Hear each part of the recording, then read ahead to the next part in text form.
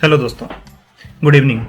स्वागत है आपका आपके अपने YouTube channel create wealth with Atul में। मैं हूं आपका दोस्त अतुल गोयल। आज हम बात करेंगे टाटा मोटर्स के बारे में। काफ़ी दिनों से ये न्यूज़ में है, अपने रीजन्स की वजह से जो नीचे से ये अच्छा मूव किया है उसकी वजह से, जो इसके अंदर मोमेंटम आया हुआ है उसकी वजह से ये काफ़ी न्यूज़ में है।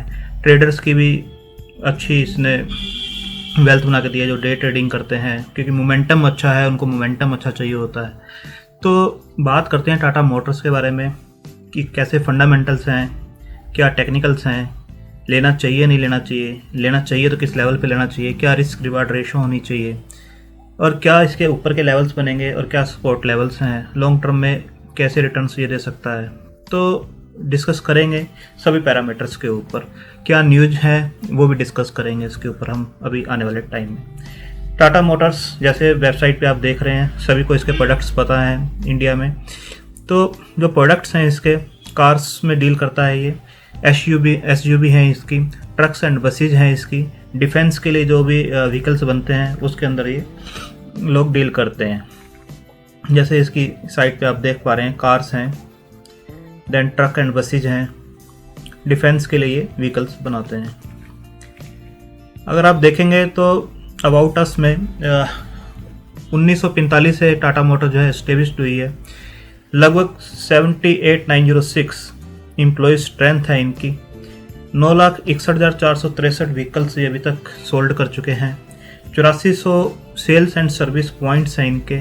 तो स्ट्रेंथ बहुत ज़्यादा है इनकी, स्ट्रेंथ में कोई प्रॉब्लम नहीं है। प्रॉब्लम्स कहाँ है, क्यों शेयर अपने लाइफ टाइम हाई से काफ़ी नीचे ट्रेड कर रहा है, उस रीजन्स को हम जानने की ट्राई करेंगे इनकी बुक्स के अंदर। अभी जो शेयर टाटा मोटर्स लिमिटेड का है 178.80 के ऊपर काम कर रहा है BSE पर। जो इसने अभी फ्राइडे के ट्रेडिंग सेशन में 181.45 का हाई बनाया था और 176.50 का लो बनाया था। 201 का इसका 52 वीक हाई है और 63.50 इसका 52 वीक लो है, जो कोविड टाइम पे इसने बनाया था। अब इसकी स्ट्रेंथ, एक चीज़ और नोटिस करने वाली है कि इसका वॉल्यूम्स जो है फ्राइडे को बहुत ज़्यादा हाई गए हैं। अकोमुलेशन कुछ दिनों से इसके अंदर चल रही है और टारगेट्स इसके बहुत बड़े होंगे, टारगेट्स बहुत बड़े देगा ये, क्योंकि प्लान्स जो आ रहे हैं इनके वो बहुत मतलब कि टर्न अराउंड स्टोरी है इसकी टोटली। अब वॉल्यूम्स देखिए, 5 दिन की एवरेज से भी ज़्यादा वॉल्यूम्स इसके जो है ट्रेड हुए हैं। 4,30,65,000 के आसपास हैं। सेम वे में BSE के ऊपर भी आप देखोगे तो 30 लाख से ऊपर इसके वॉल्यूम ट्रेड हुए हैं। दोनों पे ये निशान बना हुआ आ रहा है। अगर डेली चार्ट पे देखें तो टेक्निकली काफ़ी बुलिश है, वेरी बुलिश। वीकली पे भी वेरी बुलिश है और मंथली पे ये न्यूट्रल नज़र आता है। अगर मार्केट कैप की बात करें तो मार्केट कैप जो है 55,230 का है। डिविडेंड नहीं देता है ये। डिलीवरी जो जा रही है वो बहुत ही लो जा रही है, लो डिलीवरीज है। बट आप एक चीज़ नोट कीजिए, 8 डेज की जो है 16 की एवरेज है, 5 डेज की 16 की, 3 डेज की 17 की, और यहाँ पे 19.76 के आसपास की एवरेज है। हल्का सा इंप्रूवमेंट है, अकोमुलेशन है, ट्रेडिंग ज़्यादा चल रही है इसके अंदर। ट्रेडिंग डिलीवरीज क्या होती हैं, जितने भी शेयर्स ट्रेड होते हैं पूरे दिन के अंदर, उसके अंदर से मतलब 20% के आसपास की लोगों ने डिलीवरी ली है, आगे चल के बेचेंगे या इन्वेस्टमेंट के लिए। बट 80% जो है लोगों ने सौदे उसी दिन काट दिए हैं, इंट्राडे के लिए लिए थे उसी दिन काट दिए हैं। EPS इसलिए नहीं है क्योंकि अभी ये लॉस में चल रहा है, तो PE भी इसकी नहीं आएगी। इंडस्ट्री पी जो है 44.46 के आसपास की है इसकी। अगर इसके मार्केट कैप की बात करें, 59,000 करोड़ की कंपनी है, मिड कैप की कंपनी है ये। ROC जो है माइनस में है, return of capital employed minus में है, ROE भी माइनस में है, -16%। रिटर्न ऑन इक्विटी वो भी माइनस में है। डिविडेंड ये नहीं देता है। अगर आप इसके शेयर प्राइस को 200 DMA पे देखेंगे तो ये इससे ऊपर काम कर रहा है। तो ऊपर जो काम करता है शेयर वो बुलिश मोड में होता है और ये माना जाता है कि उसके अंदर स्ट्रेंथ आ रही है कहीं ना कहीं। सबसे खास बात है इसके जो प्राइस है इसका 179 के आसपास, और बुक वैल्यू देखिए 164 के आसपास की है। तो शेयर की जो बुक वैल्यू है उससे ऑलमोस्ट 1.1 के आसपास या 1.08 के आसपास ये काम कर रहा है। तो बुक वैल्यू के काफ़ी आसपास है, तो बहुत ज़्यादा एक्सपेंसिव नहीं कह सकते इसे। अगर क्वार्टर ऑन क्वार्टर अगर पिछले कुछ क्वार्टर्स का हम कंपेयर करें इसके रिजल्ट्स को और बुक्स को देखें इसकी, तो सेल्स जो आ रही है दिसंबर 2017 में जो लगभग 73,000 करोड़ के आसपास की थी, रिड्यूस होकर 53,000 करोड़ की हो गई है। रिड्यूस होनी स्टार्ट हुई थी लगभग ये दिसंबर 2019 से, उससे पहले ये ऑलमोस्ट 71 के आसपास काम किया करता था। अब रिड्यूस होके जून क्वार्टर में 31 के आसपास रह गई थी और अब 53 बाउंस बैक हुई है, बट स्टिल पिछले क्वार्टर से डाउन है। ऑपरेटिंग प्रॉफिट मार्जिन जो एक कंपनी के लिए बहुत ही ज़्यादा मैटर करते हैं वो है 11% इसके दिसंबर 2017 में, और अभी भी ये सितंबर 2020 में 11% पे काम कर रहे हैं। ऑपरेटिंग प्रॉफिट जो है 7880 का था, जो कि अब घट के 6000 के आसपास का रह गया है। और कोविड टाइम के जो 2 क्वार्टर्स थे उसके अंदर तो 687 और 683 ट्रिपल डिजिट में था। बाकी आप देखेंगे पूरे में इनके 4 डिजिट्स के अंदर रिजल्ट्स आए हैं, और द्वारा ये सितंबर में बाउंस किया है 6096 के ऊपर। और नेट प्रॉफिट देखें दिसंबर 2017 में 1200 करोड़ के आसपास का था, और अभी ये माइनस में हो गया है 314 करोड़ के आसपास का। जून में तो इसने -8400 का जो है लॉस दिया था, उससे पहले भी इसने लॉस दिया है लगभग 10,000 के आसपास का, 98,000 के आसपास का लॉस दिया है। अगर पिछले कुछ सालों को एनुअल बेस के ऊपर हम कंपेयर करें इसकी बुक्स के अंदर सेल्स को, तो मार्च 2009 में 70,000 करोड़ के आसपास की इनकी सेल हुआ करती थी, जो कि बढ़ के 2,61,000 करोड़ की सेल हो गई है। अभी भी हाईएस्ट एवर नहीं है। 2019 में जो है 3 लाख के आसपास की सेल हुआ करती थी, अभी ये उससे लगभग 14-15% नीचे है, 2,61,000 के आसपास है। ऑपरेटिंग प्रॉफिट मार्जिन ये एनुअल बेस में, पहले हमने क्वार्टर टू क्वार्टर कंपेयर किए थे, ये 2% के आसपास है, जो कि बढ़ के अभी 7% के आसपास हो गए हैं। बीच में जो इन्होंने काम किया है वो 15% के आसपास का भी प्रॉफिट मार्जिन पे काम किया, 2014 में है, 2015 में। उस टाइम सेल भी इनकी अच्छी खासी हुआ करती थी और प्रॉफिट मार्जिन अच्छे थे। तो आप इनका रिजल्ट्स देखिए, 34,000 करोड़, 39,000 करोड़।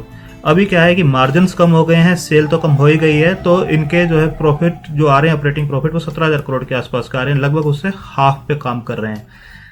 और नेट प्रॉफिट आप देखेंगे तो माइनस में थे इनके मार्च 2009 में 2500 करोड़ के आसपास माइनस में थे। अभी जो माइनस में चल रहे हैं 12,000 करोड़ के आसपास ये माइनस में चल रहे हैं। और अगर trailing 12 month TTM trailing 12 month का मतलब होता है कि सितंबर से पिछले सितंबर का अगर हम कंपेयर करें पिछले 4 क्वार्टर को, तो 16,908 करोड़ का ये अभी भी माइनस में है। माइनस में क्यों है, रीजंस क्या है, एक बार वो भी हम चेक कर लेते हैं इनकी बुक्स के अंदर। इनकी डेट है जो हुआ करती थी मार्च 2009 में 35,000 करोड़ के आसपास की डेट हुआ करती थी, जो कि अब बढ़ के 1,15,374 करोड़ की हो गई है। इसके अंदर दोनों टाइप की डेट होगी, लॉन्ग टर्म भी होंगी और शॉर्ट टर्म भी होगी। तो मार्च 2020 में जो इनकी डेट थी 1,24,788 की थी, जो कि रिड्यूस हुई है इस क्वार्टर के अंदर सितंबर में 1,15,374 की, 10,000 करोड़ के आसपास की डेट रिड्यूस हुई है। स्टिल ये बहुत ही हायर साइड में, जो कि एक मेजर इशू है इस कंपनी के साथ। प्रोडक्ट्स अच्छे हैं, रिनाउंड प्रोडक्ट्स हैं, सब कुछ अच्छा है इसके अंदर, टाटा की मैनेजमेंट है, सब कुछ अच्छा है, बट डेट जो है बहुत ही हायर साइड में है। अब डेट हायर साइड में होने से क्या होता है, जितने भी इनके प्रॉफिट्स आ रहे हैं आप देखेंगे एनुअल बेस पे, अब यहाँ पर इन्होंने ऑपरेटिंग प्रॉफिट जो दिया था 17,734 करोड़ का प्रॉफिट दिया था। अगर इनके पास डेट नहीं होती तो ये प्रॉफिट्स इनको कंप्लीट मिल जाता। अब क्या है कि यहाँ पर डेट है जिसके अंदर 7,243 करोड़ का तो ये इंटरेस्ट पे कर रहे हैं। तो डेट हाई होने से क्या है, जो प्रॉफिट्स आपके हैं वो सारा का सारा जो है इंटरेस्ट खा जाता है, वो बैंकों को देने पड़ते हैं आपके जितने भी प्रॉफिट्स आते हैं। रिजर्व देखेंगे तो 5427 करोड़ के जो रिजर्व हुआ करते थे वो बढ़ के 49,000 के आसपास के रिजर्व हो गए हैं, इंप्रेसिव है। एसेट्स भी जो है 74,000 करोड़ से बढ़ के 3,08,354 करोड़ के हो गए हैं, इंप्रेसिव है। ओनली इशू जो है, मेजर इशू जो है वो डेट का है, डेट की वजह से कंपनी जो है लॉसेज पे लॉस कर रही है, और ये एक मेजर कंसर्न है कंपनी का। और मार्जिन्स तो रिड्यूस जो हुए हैं वो रिड्यूस हैं। तो FII की होल्डिंग, प्रमोटर्स की होल्डिंग देखें पिछले कुछ क्वार्टर की तो 36.37 थी, जो कि इंक्रीज होकर 42.39% हुई है। किसने ये होल्डिंग बढ़ाई है, ये टाटा सन्स प्राइवेट लिमिटेड की देखेंगे, यहाँ पर जो थी इन्होंने होल्डिंग बढ़ाई है, 35.30 थी तो 39.52 के आसपास इनकी होल्डिंग हुई है। तो प्रमोटर्स ने अपनी होल्डिंग बढ़ाई है, सितंबर मतलब कि लास्ट ईयर सितंबर में इंक्रीज हुई है। FII की जो होल्डिंग है 15% के आसपास की है, DII की जो होल्डिंग है 13% के आसपास की है। और गवर्नमेंट की इसके अंदर जो होल्डिंग है 0.16 के आसपास की है, पब्लिक के पास जो है 28.55% की है। पब्लिक में देख लेते हैं किसके पास है। सिटी बैंक के पास जो इसकी होल्डिंग है वो 10.45% के आसपास की है। इस क्वार्टर में भी उन्होंने थोड़ा सा मार्जिनली इंक्रीज किया है, 0.06% के आसपास का जो इंक्रीज है। राकेश झुनझुनवाला जी ने भी इसके अंदर सितंबर क्वार्टर में उनका दिखाई दे रहा है, मतलब उन्होंने पीछे अकोमुलेट किए होंगे इस क्वार्टर में। तो क्वार्टर में जब इन्होंने डिस्क्लोज की है अपनी शेयर होल्डिंग, तब उसके अंदर आया है कि 1.2% का 1.29% का शेयर होल्डिंग राकेश झुनझुनवाला जी के पास भी है। तो अगर उन्होंने इसमें इन्वेस्ट किया है तो कुछ फंडामेंटल्स देख के चेक करके ही उन्होंने इन्वेस्ट किया होगा। अभी देख लेते हैं जो डेट इसके ऊपर दिखाई दे रही है 1,15,000 की, जो दोनों टाइप की डेट होंगी, लॉन्ग टर्म की भी होंगी, शॉर्ट टर्म की होगी। लॉन्ग टर्म की डेट होती है जिसको ओवर द टाइम हमें देना है, 10 साल 15 साल के लिए लॉन्ग टर्म के लिए होती हैं, और शॉर्ट टर्म की होती हैं जो कि हम ऑपरेशंस के लिए डेट्स लेते हैं। दोनों टाइप की डेट्स होंगी। अब आप देखेंगे टाटा मोटर्स, इन्होंने 25 अगस्त को ये अनाउंस किया था, Tata motors plans to cut consolidated debt to 0 in 3 years. मतलब आने वाले 3 सालों में ये अपनी डेट को 0 कर देंगे। अगर डेट 0 हो जाती है तो इस कंपनी के लिए इससे बड़ी बात नहीं हो सकती है। तो ये कंपनी का शेयर जो है आपको 1,000 भी टच कर जाएगा, इजीली टच करेगा, क्योंकि इसके जो प्रॉफिट्स आ रहे हैं बहुत अच्छे प्रॉफिट्स आ रहे हैं। जो ये व्हीकल्स निकाल रहे हैं बहुत अच्छे निकाल रहे हैं। आने वाले टाइम में मैं आपको बताऊंगा कि इलेक्ट्रिक व्हीकल्स में ये कहाँ पे स्टैंड कर रहे हैं। जो टाइम है इलेक्ट्रिक व्हीकल्स का वो वहाँ कहाँ स्टैंड कर रहे हैं। तो जैसे ही डेट रिड्यूस होगी तो जो इंटरेस्ट बर्डन है वो कम हो जाएगी और प्रॉफिट्स निकलने स्टार्ट होंगे, फ्री कैश फ्लो इनके पास आना स्टार्ट हो जाएगा। अब देखिए जो एजीएम हुई थी at the virtual AGM today, Tata Motors chairman N. Chandrasekaran told shareholder that company is aiming to become debt free in the next coming 3 years.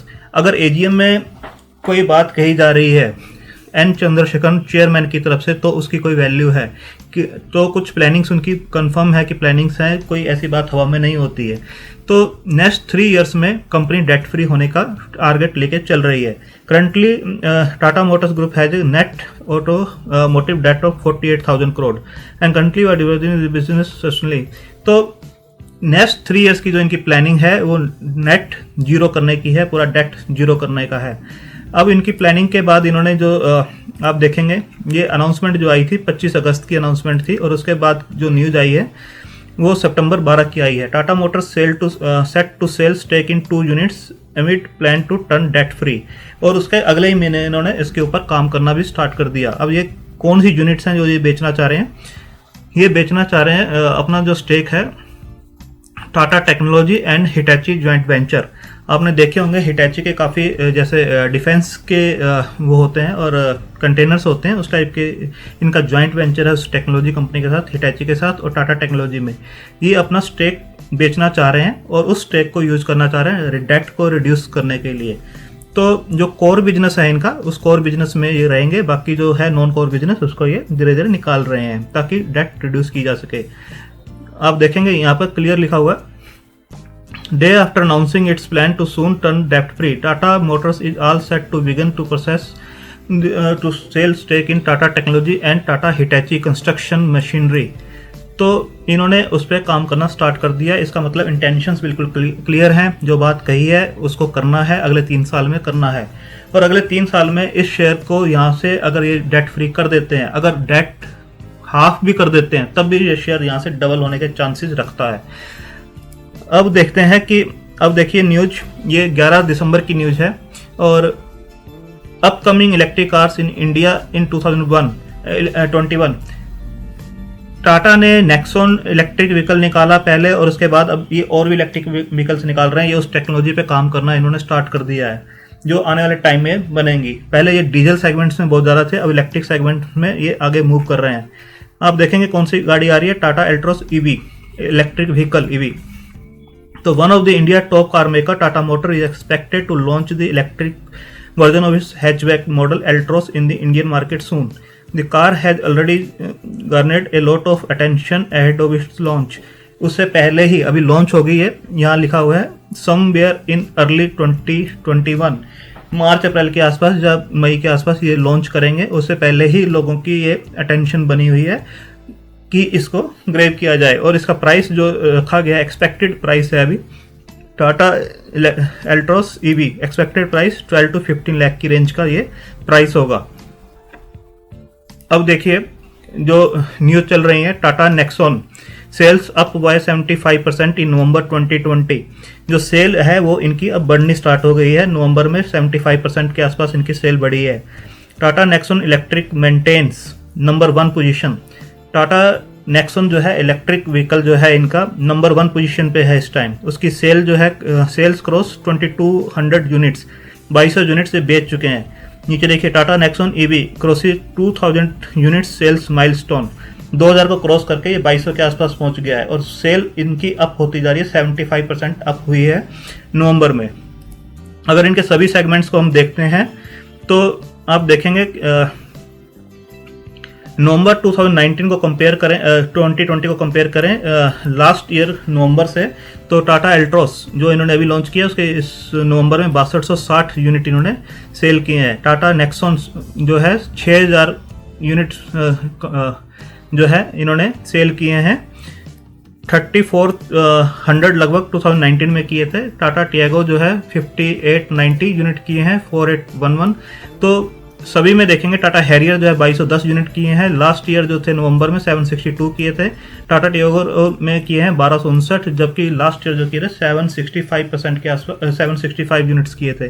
तो सभी में आप देखेंगे 75% का उछाल यहाँ पर है, 22% यहाँ है, 190% का यहाँ पर है और 65% का यहाँ पर है। तो सेल जो है इनकी last year on year increase हो रही है। तो आप क्लियरली दे सकते हैं जो हमें इनकी बुक्स में इशू नज़र आ रहे थे डेट के, और सेल जो डाउन जा रही थी। तो डेट ये इनकी इंटेंशन मैंने बता दिया, अगले 3 साल में डेट फ्री कंपनी होना है इनको। और सेल का जो प्रेशर था इनके ऊपर, अब आप देखिए नवंबर क्वार्टर में अच्छी सेल हो रही है पिछले साल की अगर कंपेयर करें तो यही 2 इश्यूज थे इनके। एक तो सेल डाउन जा रही थी, सेल को ये पिक कर रहे हैं, और सेकेंडली था डेट का इशू, डेट भी कंपनी उसे कर रही है। अब हम चार्ट के ऊपर देखते हैं, मैं जीरोधा का चार्ट यूज करता हूँ, तो डेली चार्ट ये मैंने लगाया हुआ है। जो शेयर है कोविड से पहले जो था 200 के आसपास काम किया करता था, और कोविड के बाद ये ऑलमोस्ट 60 के लेवल पे पहुंच गया था, 63 के आसपास। ये यहाँ पर देखिए यहाँ 60 के आसपास पहुंच गया था। तो वहाँ से इसने अच्छा बाउंस बैक किया है और धीरे धीरे ओवर द टाइम ये वहाँ पर पहुँचा है। यहाँ कोविड के पहले था, ये प्री कोविड लेवल पर था 200 के लेवल पर। अब इसके लिए सबसे बड़ी प्रॉब्लम यह है कि यहाँ तक पहुँच गया है, बट 200 का जो एक साइकोलॉजिकल बैरियर है इसके लिए क्रॉस करना पहले भी टफ था और अभी भी टफ पड़ा हुआ है।